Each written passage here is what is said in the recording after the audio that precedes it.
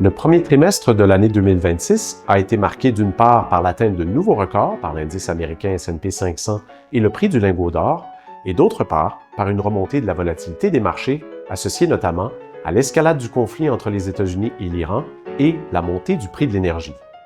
Cette situation a amené des craintes d'un retour de l'inflation, pourtant jusqu'ici sous contrôle, et même d'un choc économique comparable à celui des années 70.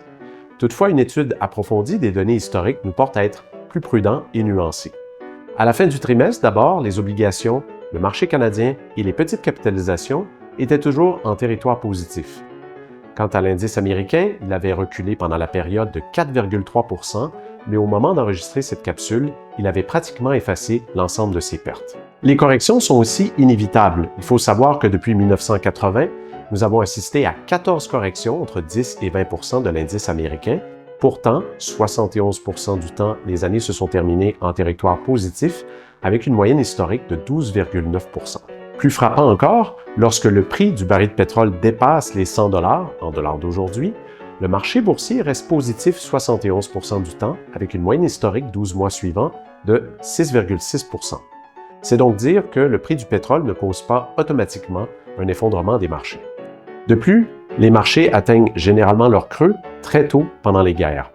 En étudiant les 7 derniers conflits majeurs, incluant les 2 grandes guerres mondiales, les marchés boursiers américains ont atteint leur creux dans les 10 % initiaux de la durée totale du conflit. Ensuite, le sentiment des investisseurs est tombé à des niveaux de pessimisme extrêmes au cours des 2 dernières semaines, ce qui en fait un signal contrariant généralement très puissant. En effet, dans les 12 mois suivant une lecture aussi pessimiste, le marché a généralement progressé de 15 % en moyenne. C'est donc dire qu'une grande partie de la peur et des craintes reliées au conflit militaire actuellement est déjà escomptée dans les prix. Aussi, le pétrole aujourd'hui est très différent de celui d'il y a 50 ans. Par exemple, si on rapporte le prix du pétrole en termes de proportion de la valeur nette des ménages nord-américains, il faudrait que le baril dépasse les 700 $ pour avoir un impact économique similaire à celui des années 70. Le monde énergétique a aussi beaucoup changé. Notamment dans les années 70, les pays de l'OPEP produisaient plus du double du volume de celui des pays développés, ce qui rendait les économies occidentales très vulnérables. Alors qu'aujourd'hui, les États-Unis sont, grâce au pétrole de schiste, un exportateur net, ce qui change la donne en termes d'impact d'un choc pétrolier. Évidemment, l'impact d'une hausse du prix du pétrole est toujours très désagréable pour les consommateurs, mais l'économie actuelle est beaucoup plus résiliente pour les absorber, notamment grâce à une productivité accrue, des bilans des compagnies plus solides et aussi une meilleure diversification de l'offre au niveau géographique. En conclusion, les chocs géopolitiques comme celui que nous vivons représentent rarement le début d'un marché baissier durable et représentent plutôt d'excellentes occasions d'investir dans les marchés.